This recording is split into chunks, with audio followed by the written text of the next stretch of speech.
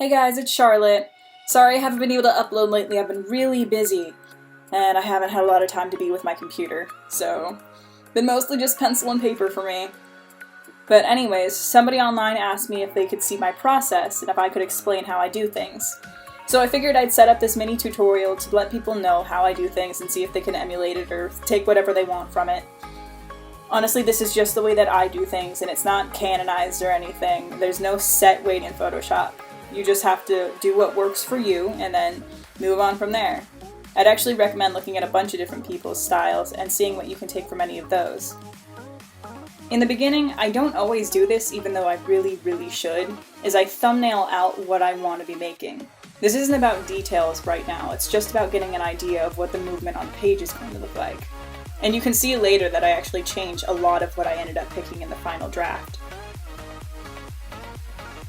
The criteria for the picture is just to have Aang and Korra as avatars with Rava in the background. These characters are from Avatar: The Last Airbender, in case there's literally anybody who doesn't know that already.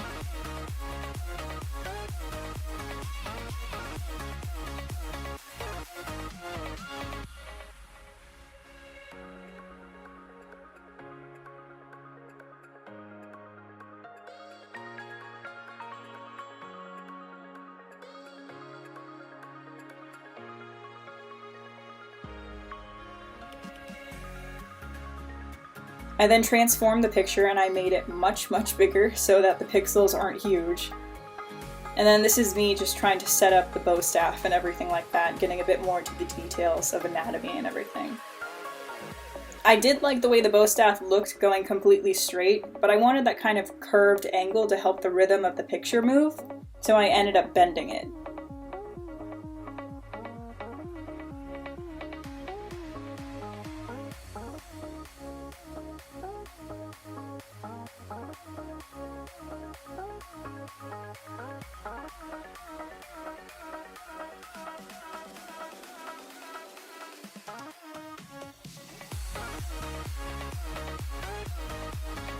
Using layer masks is extremely helpful for artists when they want to make it look like they're erasing something without actually erasing it. Because what if I really liked what I was drawing, but it wasn't going to end up in the finished product? What if I want to go back to that?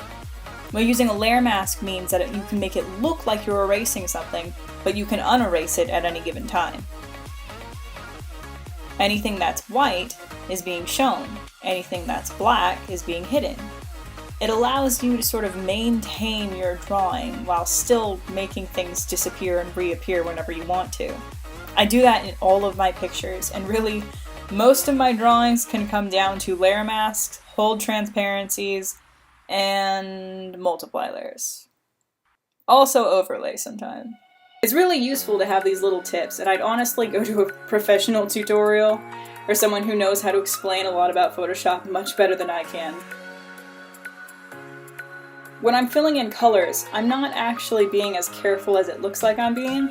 I click the little checkered box in the corner over here, and that basically maintains the transparency, so I don't have to worry about coloring outside the lines. I can actually scribble, and it's totally fine because everything that I put on the layer previously stays the way it was. I just changed the color. And it's honestly my favorite tool. I learned about it, sadly, only a year ago, and I've been using Photoshop since I was 13, and I am now 21. That is really sad, but I am super grateful for having finally found it. It has saved me countless hours, and please everyone, if you don't know about this, just use it. Use it, please, it'll save you so much time. By duplicating a character's base layer and then turning that into a multiply layer, it'll make it look like the entire character is shaded. But once I put a layer mask on that, I can then erase out the shading to make it look like I'm painting in light. And that's sort of a cheat sheet for people who don't have time to learn color theory. I use it in all of my drawings, it's amazing.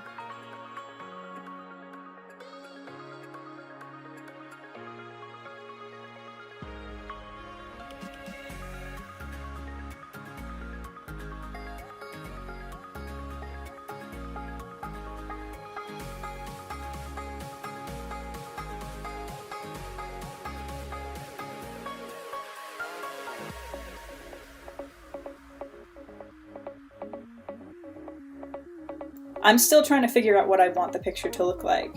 And honestly, nothing's set in stone at this point, or ever, when you think about it. There's actually a section later when I fix Cora's face after having almost finished the entire thing, where I just decided, it's kind of crooked. I have to paint over it.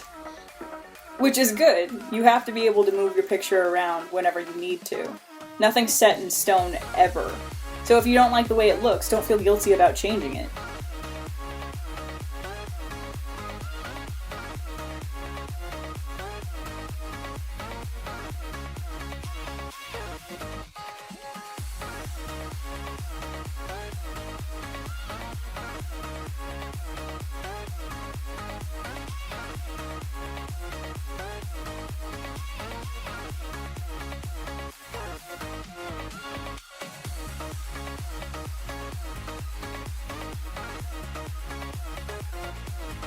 And this is me fixing Cora's face, because I just couldn't stand it. It was all bad. I was like, I need to fix this.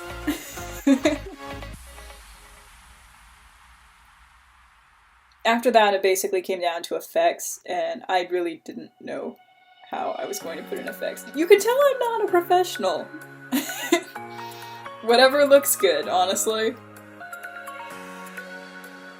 A lot of these were used with hard light effects and special effects using different layer types, and honestly that comes down to your preference on what you like. I'd recommend just practicing with it in a bunch of different ways, see which ones look good for what you want to do, see which ones don't, see which ones you like, see which ones you want to use more often, see which ones you can't stand. It's honestly down to preference at that point. Like I said, there's no wrong way to do any of this. You can use cheats with different layers, you can use layer mask, you can use overlay, you can use color dodge. It's all a lot of fun, but when it comes down to it, anything that's done here can still be achieved by just using the correct colors and being a smart person and knowing what those correct colors are, which I don't, which is why I cheat. But honestly, when it comes to art, there are actually very few rules. As long as it comes out the way you want it to, it works.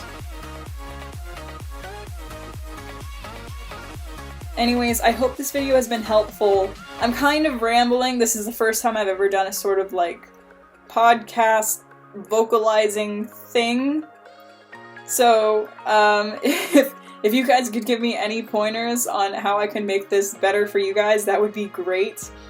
Thank you so much for watching, and don't forget to like and subscribe.